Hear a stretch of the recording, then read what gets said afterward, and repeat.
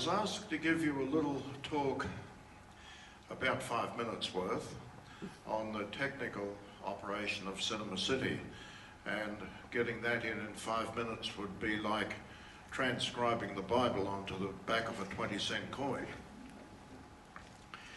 Some of the innovations at Cinema City are not even present in many of the complexes today.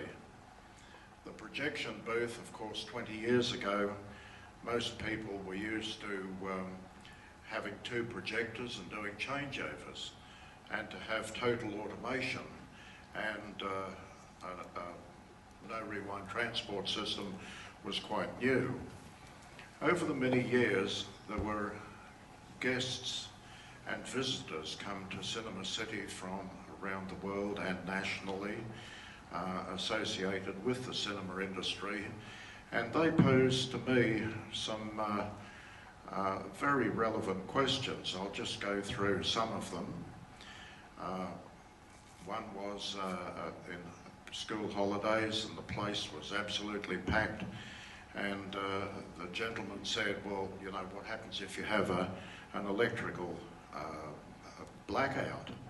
And I was pleased to be able to tell them that we had one of the most sophisticated power plants in the city that would be up and running as it was preheated, and it could be up and running within 4 or 5 seconds. Another one was, what happens if you have a total meltdown in one cinema? Your projector flies to pieces. Well, we had a complete projector on wheels, which could be backed into any auditorium and back up and running with the program in less than 15 minutes. Other innovations in the place, somebody asked me, isn't it a daunting task to have to clean all the glass of the building along Barrack Street and Hay Street? And indeed, during the construction of the building, we had a discrete monorail built along the top of the building where we could take what was fondly referred to as a boat out and lower it down and have no contact with the ground at all, and all the glass could be cleaned. Another one was somebody looked at the complex very carefully and saw that we had carpet everywhere on 3 different levels, and they asked what sort of task that would be to have the carpets cleaned.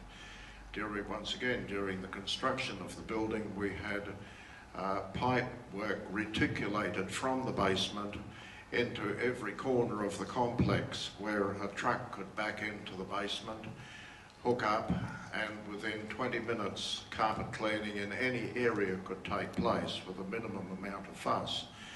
It just goes on and on, ladies and gentlemen, and I feel very privileged that I was a member of a management team who were totally focused, and they had a burning passion. We all had a burning passion to come in, as James mentioned, we had a burning passion to come in on time and on budget and get the job done.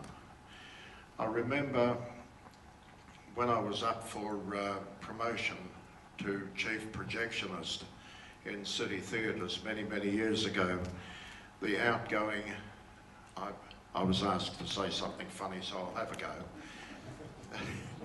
go. I was primed up by the outgoing chief of the cinema that I was at, and with a trembling hand he gave me a cardboard box, and he said, in there, he said, is a broken valve, a couple of negative tips off the carbons, there's a couple of resistors, some broken springs, and anything that would pad out the amount of time that if you do inadvertently have a breakdown, which was sacrilege in those days, at least there's something here that you can use as a legitimate excuse to get out of trouble with some dignity. So I said, well, thank you very much, and I took the parcel, and he said, what's the first thing you do if you have a breakdown? And I thought back to my training, and I thought, well, you've got to cut the light supply to the film in case it catches on fire. I said, you close the dowser, you turn the sound down, and you turn the machine off. He said, give me back the parcel. He said, you're not worthy of it. I said, well, what is the first thing you do? He said, well, lock the door to keep the manager out. So I gave that some thought, and that we were always very lucky in our, not so much luck, but in planning, I guess, with our maintenance, that we never had any major problems. I can't think of one time when we had any problem in this place where we had to wipe out a session or anything like that. We did have a near go once. One of the Indiana Jones series was due to open for sneak previews on a long weekend at Cinema City, and we were instructed to keep the copy. We were all paranoid, as we are now, about piracy, and we were instructed to keep the copy in the Treasury until no more than 24 hours before it was to screen. And that didn't rest too well with me, so I selected one of the senior projectionists who were at Cinema City at the time, and we arrived at 8 o'clock one morning, and we took the print upstairs and ran the film loop, as it's called, to make sure that everything came up correct, and it did. And then we put up the first spool to run that, and to our horror, we found out the first spool of Indiana Jones, 21 minutes, had no sound at all on spool 1. We reported it to the film company, who immediately blamed our equipment for it. So we very swiftly put them right on that, and with executive management, we were able to not get another 70mm copy because the closest one was in London, but we did get a copy of a 35mm CinemaScope, and we went out with our sneak previews on the long weekend, and it was one of the greatest successes of that year.